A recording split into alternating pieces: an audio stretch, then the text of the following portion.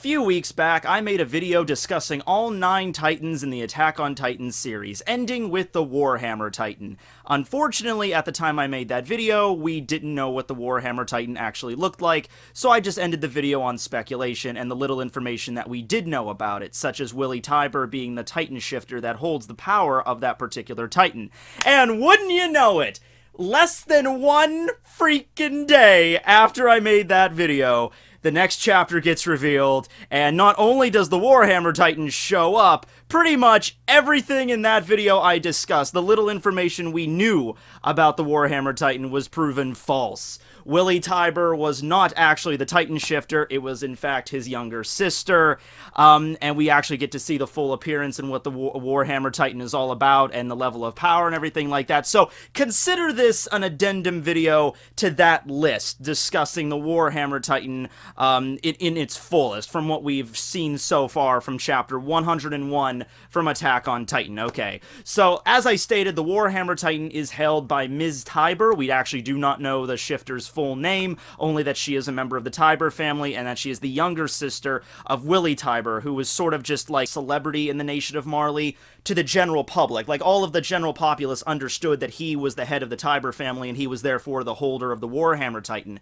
But in terms of like the Marleyan military, they might have been aware that he wasn't the real Titan, but it ended up backfiring on Eren anyway, because you know when Eren transforms into the Attack Titan, wrecks the stage, and tries to devour Willie, splits him in half and tries to devour him, you know he was trying to absorb the power of the Warhammer Titan there, so more of a fighting force for the Eldians and for Paradise, and that's one less Titan for Marley. But it backfires because Willie was not actually the real Titan, and there's any number of reasons why they might have kept this secret. You know, for one thing, to avoid, you know, assassination attempts on the true Titan, because the tides are kind of shifting in the nation of Marley on the exact role of Titans and their usefulness in combat.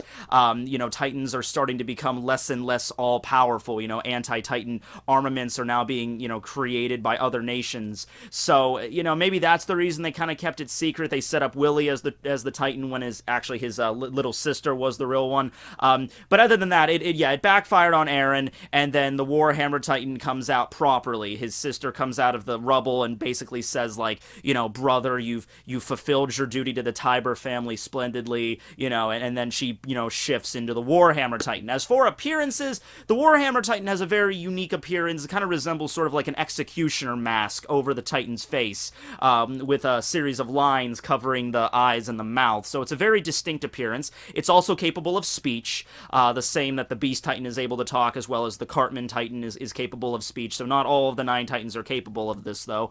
The exact ability, as you could probably figure, is the ability to summon a hammer. However, it goes a little bit further than that.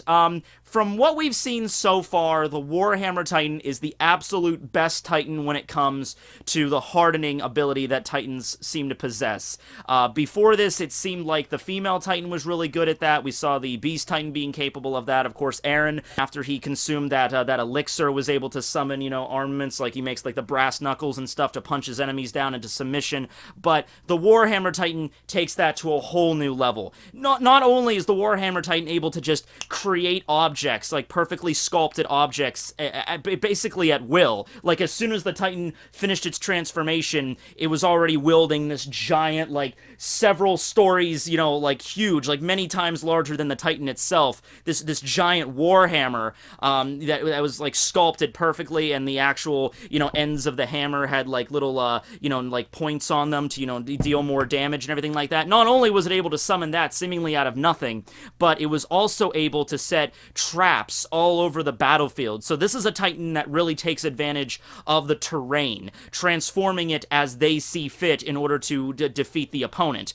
The way that we saw this being used was creating spikes on the ground. In one instance, it created a single spike that was so massive, it impaled Eren's Attack Titan several meters off of the ground, into the air and trapped him there. Eren was eventually able to break through this using his the hardening, knuckles to break away at the pillar, the spike. But after falling back on the ground, the Warhammer Titan had already anticipated this and had covered the entire ground with slightly smaller spikes, but they were large enough to trap Eren. So after impaling his feet on these spikes, he couldn't actually move very well, which opens up the Warhammer Titan to take its giant fuck-off hammer and then just bring it down and crushing Eren. And this is where we get the true, the absolute offensive capabilities of the Warhammer Titan and the exact density of the hardening skills that it creates. So when Eren is trapped, brings down the hammer, Eren has the hardening on his arms, raises them up in defense over his head. That hammer cut right through both the lines of defense, cut right through both arms, then smacked and then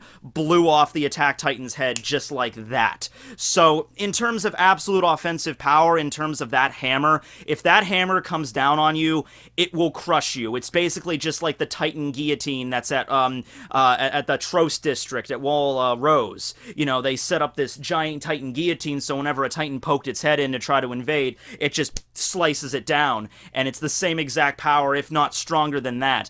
Any Titan that finds itself on the opposite end of that hammer when it's swung at like full force does not have a chance. It's going down, alright? And this was the case with Eren's Attack Titan, which, to be fair, Eren's Attack Titan didn't have like the highest amount of defense or anything like that, but it did have hardening capabilities, and I could see the same thing going down with like Reiner's Armored Titan. That would really be the test of its mettle, so to speak, considering Reiner's has the highest defensive capabilities. Yeah, if the hammer gets brought down on the Armored Titan, which probably will happen, I hope anyway, we'll see that. Also, kind of odd that we didn't see Reiner in the last chapter, considering he was right next to Eren when he transformed. Because Reiner was kind of suicidal, so I don't know if he was just like, alright, I accept this fate, or if he transformed and we just didn't see it, but that's kind of weird. And as for the fate of the Warhammer Titan, though, I got a little off topic there. As for the fate of the Warhammer Titan, Mikasa shows up at the end of the chapter and slams about 4 or 5 freaking Thunder Spears right in the damn thing's nape, and then it drops. So I doubt it's dead, considering we just got it, and it's the last Titan revealed, and we really get to see what it's all about and everything. But in any case, that's gonna be the opportunity for Mikasa to take Eren and get out of there. And if you really understand like what's going on, these last few chapters, the last arc where we've been in the nation of Marley and Eren's like infiltration and everything like that, that was really more about attacking first, being the ones that he who deals the first blow is assured victory, so to speak. And now it seems that Mikasa and Eren and the rest of the Survey Corps, they're going to head back to Paradise, and I feel like that's where the main war is actually going to take place for a few reasons. Number one, we're more familiar with that territory now, with how the walls are set up in that island. We're more familiar with that battleground than we are with the nation of Marley, so I think that makes more sense. I do believe the Warhammer Titan is not gone. She is going to recover, and so you're going to have the Beast Titan, Warhammer, Cart Titan, the Jaw Titan, and the Armored Titan invading the island of Paradise, which has the Colossal Titan, the Attack Titan, Founding Titan, and as well as it has the Female Titan as well, but we really don't know what's up with that. I think that's also going to be explained too, but that would be very indispensable if they could figure out a way to either get Annie on their side, or to transfer the powers of the Female Titan to somebody else, if they figured out a way to break the shell around Annie, which I feel like after 4 years they probably would have. And if that's the case, that's going to be very useful, because Annie's Female Titan was very good at the hardening skill, as is the Warhammer Titan, and now they understand exactly what they're up against, how strong that Titan is, and how deadly that blow is if any Titan, if anything. Even if the Warhammer Titan were to attack the walls, if it summons that giant hammer and brings it down, it might not be done in one hit, but if it hits that wall enough times, it's gonna break through. So it's a very deadly ability, and I hope to see more of it in the future. So yeah, this was more of just an addendum discussing things from that video, but yeah, hope to see more of it in the future. This will be Tekking101 signing out. Later, everybody.